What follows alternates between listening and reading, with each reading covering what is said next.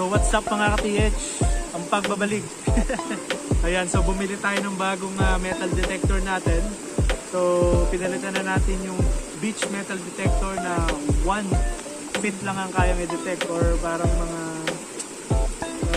inches lang din. So parang mga 3 to 4 inches. Ganun. So bumili tayo ng bagong GoFind 66 from Minelab, guys. So papakita ko lang sa inyo itong item natin, bagong-bago, no? So papakita ko sa inyo paano siya i-open, no? I-open. So open muna natin 'to. Ayan. So yung coil, ayan, no?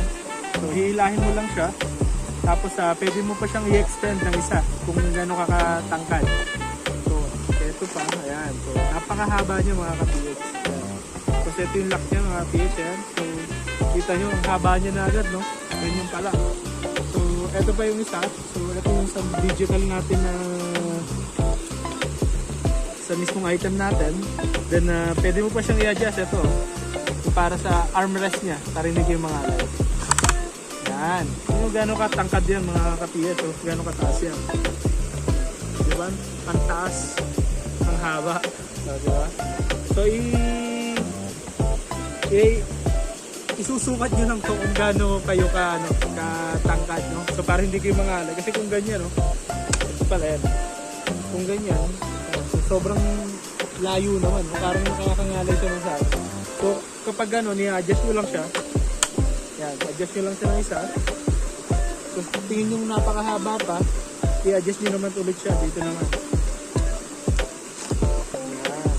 Yan. Yung sa tamang saktong ano lang. Yan, so kita nyo naman. Saktong-sakto na yan. So i-open naman natin siya ngayon. Yan, so nandito yung switch on button niya. So nandito yung battery. Nandito yung headphone jack. So open natin. Yan, so open na siya. So ito yung sa search. So dito makikita kung ano yung mga gusto mo i-detect. Meron ditong ferrous, meron ditong pang copper, tapos dito mga rings, coins, etc. Gold or kahit anong ano. Ayan. So ayan, o.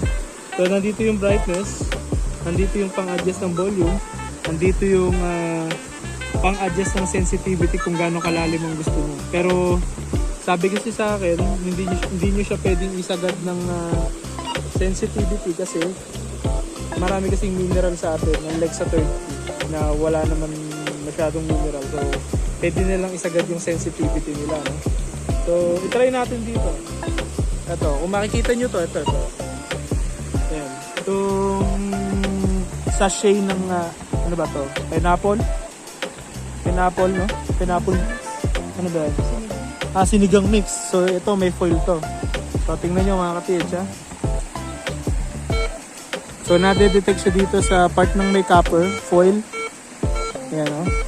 So try natin tanggalin yung yung part na yan na nade-detect. So itanggal nyo na yung search mode. Ayan. So soft touch lang siya. So try natin i-detect. Bawasan natin yung sensitivity kasi nade-detect na yung mineral. Ayan. So kita nyo mga ka-TH, hindi niya na nade-detect yung foil. Ayan. So ang galing talaga nung itong search mode niya. Talagang pwede mong i-discriminate yung mga yung mga ferrous, foil, or kahit anong mga metals. Yan. So mga nails, gano'n. So sobrang ganda nito. Sobrang worth it. Ayan. So kitang-kita nyo naman, eh. Tumutunog dito. Parang may nalagyan yata ng foil.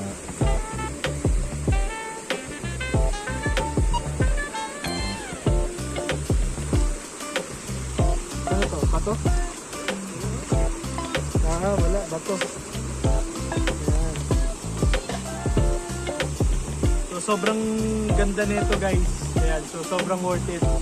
So maraming salamat. So abangan nyo pa yung vlog natin sa paggamit nitong GoFind 66 ng Minelab. Happy hunting!